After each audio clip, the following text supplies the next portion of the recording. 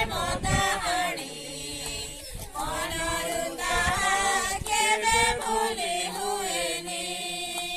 ଶୁଣରେ ଶୁଣ ମହାପ୍ରେମ କାହାଣୀ ମନରୁ ତାହା କେବେ ଭୁଲି ହୁଏନି। କିଛି କଷ୍ଟ ସମାଚାର କରୁଛି ମୁଁ। ହାଲେଲୁୟା। ହାଲେଲୁୟା।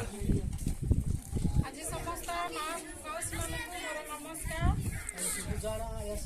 ନମସ୍କାର। ମୁଁ ମେଡିକାଲ ଚାକିରି କରୁଛି, ଦିଦି ଅଛି, ମତେ ସମସ୍ତେ ଦେଖିଥିଲେ। ଆମେ ଏଠିକି ଆସିବାର ଉଦ୍ଦେଶ୍ୟ ହେଲା ଯେ ପ୍ରଭୁ ଯୀଶୁ ଆମ ସମସ୍ତଙ୍କର ସୃଷ୍ଟିକର୍ତ୍ତା। ସେ ସମସ୍ତ ଆକାଶ ମଣ୍ଡଳ, ଗଛ ଲତା, ପଶୁ ପକ୍ଷୀ, ଆମ ମାନଙ୍କୁ ସମସ୍ତଙ୍କୁ ସେ ସୃଷ୍ଟି କରିছে। ଆମେ ଯଦି ଆଜି ବଞ୍ଚିଛେ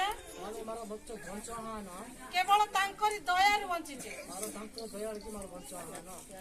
ତେଣୁ ପ୍ରଭୁଙ୍କର ଉଦ୍ଦେଶ୍ୟ ହେଲା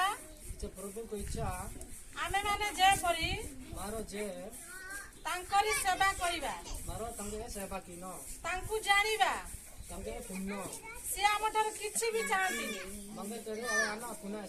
କେବଳ ଆମେ ମନ ପରିବର୍ତ୍ତନ କରି ତାଙ୍କ ନିକଟରେ ପ୍ରାର୍ଥନା କରିବା, କୌଣସି ପାପ ନ କରିବା, କୌଣସି ମୂର୍ତ୍ତି ପୂଜା ନ କରିବା,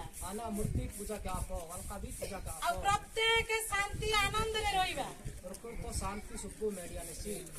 ଏହା ହିଁ ପ୍ରଭୁଙ୍କର ଉଦ୍ଦେଶ୍ୟ। ଆପଣ ମାନେ ଜାଣିନଥିବେ ଅନେକ ଲୋକମାନେ ଆଜି ମଦ ଖାଉଛନ୍ତି, ଅନେକ ଲୋକମାନେ ଆଜି କୁଡ଼ିଆ ଖାଉଛନ୍ତି, ଅନେକ ଝିଅ ମାନେ ଆଜି ବ୍ୟଭିଚାର କାମ କରୁଛନ୍ତି, ଅନେକ ପୁଅ ମାନେ ବି ଆଜି ବ୍ୟଭିଚାର କାମ କରୁଛନ୍ତି। ଏହା ଗୋଟିଏ ପାପ ବୋଲି ସେମାନେ ଜାଣିନାହାନ୍ତି। ମୂର୍ତ୍ତି ପୂଜା କରିକି ଆସିକି ଘର ଭିତରେ ପାପ କରୁଛନ୍ତି। ଆଜି ପ୍ରଭୁ ଯୀଶୁ ସ୍ୱର୍ଗରୁ ଆସିଲେ ଆମେ ମାନେ ଯେପରି ସେ ପାପ ନ କରିବା, ପ୍ରତ୍ୟେକ ତାଙ୍କରି ସନ୍ତାନ ଭାବି ପ୍ରେମରେ ବଞ୍ଚିବା। ଆମେ ଦିନେ ନା ଦିନେ ସମସ୍ତେ ମରିବା, କିନ୍ତୁ ଯଦି ଯୀଶୁଙ୍କୁ ନ ଜାଣିକି ମରିବା ସବୁଦିନ ପାଇଁ ଆମେ ନର୍କରେ ଅନନ୍ତ କାଳ ପାଇଁ କଷ୍ଟ ପାଇବା, ଆଉ ସେଇ ଅଗ୍ନିରେ ଆମକୁ ପକାଯିବ। ତେଣୁ ଯୀଶୁ ଏକମାତ୍ର ବାଟ। ଆମେ ବଞ୍ଚିଥିଲା ବେଳେ ଶାନ୍ତି ଦେବେ, ଆମେ ମରିଗଲା ପରେ ବି ସ୍ୱର୍ଗରେ ଆମକୁ ଶାନ୍ତିରେ ରଖିବେ।